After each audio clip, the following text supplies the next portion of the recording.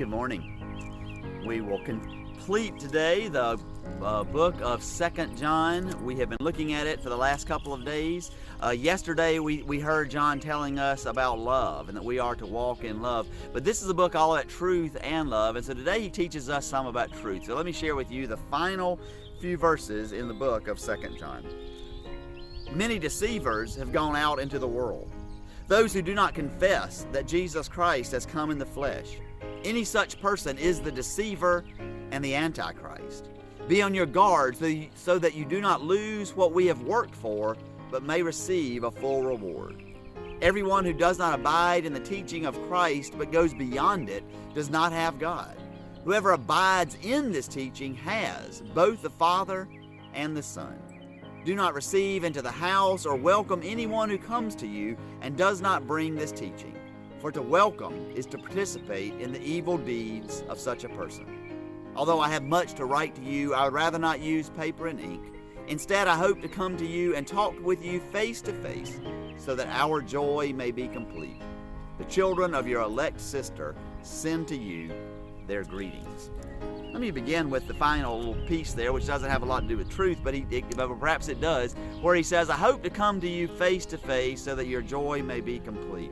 And as we are hopefully now beginning to emerge some from the pandemic, as things are opening up a little bit, I want to invite you to make sure that you are a part of whatever church that you're a part of, and that you are face to face in that church. That is the way our joy is complete. Not so much when we are seeing each other via video, but when we are face to face. And so let me invite you to find a way, when it's safe for you and when it's safe for your church, whatever your church might be, to come and be face to face and to let our joy be complete, because we can truly be together. But the truth that he is talking about today is perhaps partly that, but he's talking about those who would say that Jesus Christ didn't come in the flesh. And that was a big deal back in the first century. It's not quite as much perhaps as a big deal in this century. My guess is that many people believe that Jesus was a historical figure in the flesh. What they don't typically believe today as much is that he was raised from the dead. And yet both of those truths, that Jesus was in the flesh and that he has been raised from the dead, is absolutely the essential truth that makes everything else possible for us as Christians. And what he is saying is to reject those is to reject the entire teaching of Christ, the entire message. It's to miss the whole thing. And at that point, it doesn't matter how much love I have, really. I've thrown out the most important thing, and that is that God loved me so much, that God came in the flesh to be on earth with us in the flesh, to teach us how to live, and then even to die for us and to be raised again for us. That wonderful message is central, and it's the definition of love, and without it we can't really fully understand or know love. And he says anybody that's teaching these things, don't let them into your house. Now, he is not saying don't have any doings with anybody who is in error, anybody who doesn't believe these things, because it's our job to help them understand, and it's our job to talk with them. What he's saying is don't make room in your heart for that. Now, you may doubt that from time to time. That's okay, but don't leave yourself wide open to that. And this is a bad example, but it's the best one I could think about. A number of years ago, a bunch of years ago, there was a very, very prominent football coach who would come around and would offer sermons at churches. And somebody in the church where I was at the time had a connection to him, and we invited him, and he came to preach that Sunday.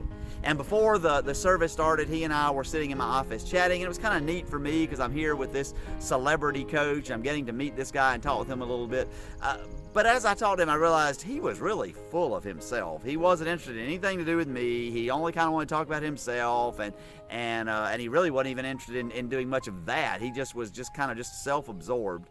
And then we go into the service, and he begins his sermon, and his sermon wasn't theologically in error, but it also wasn't a great sermon. And really, it was more him trying to show how clever he was. It was a little more of a commercial about himself. And I just thought to myself, you really have so much money. He's making millions of dollars. You ought to just pay somebody to write you a sermon and memorize a sermon and deliver a really good sermon, rather than getting up and just kind of wandering around and quite frankly, I felt like kind of wasting our time.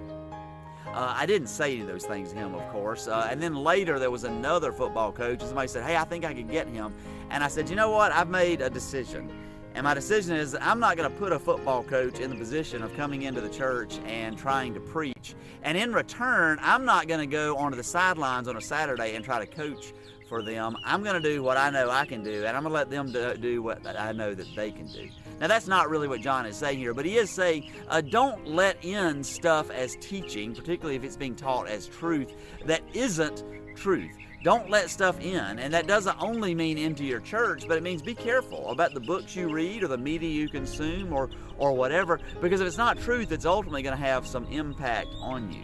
But instead, be so aware of the truth, all of those truths that I just mentioned, that God came to us in the flesh in Jesus Christ, that we can look at and read the life of Jesus Christ and understand how to live a life, and then we can see the way that Jesus died and the way that he was raised again, and the fact that he was, as John told us yesterday, dwelling in us, changing us from the inside out, and that can make all the difference in the world. That truth will also bring the love that we need to have in us.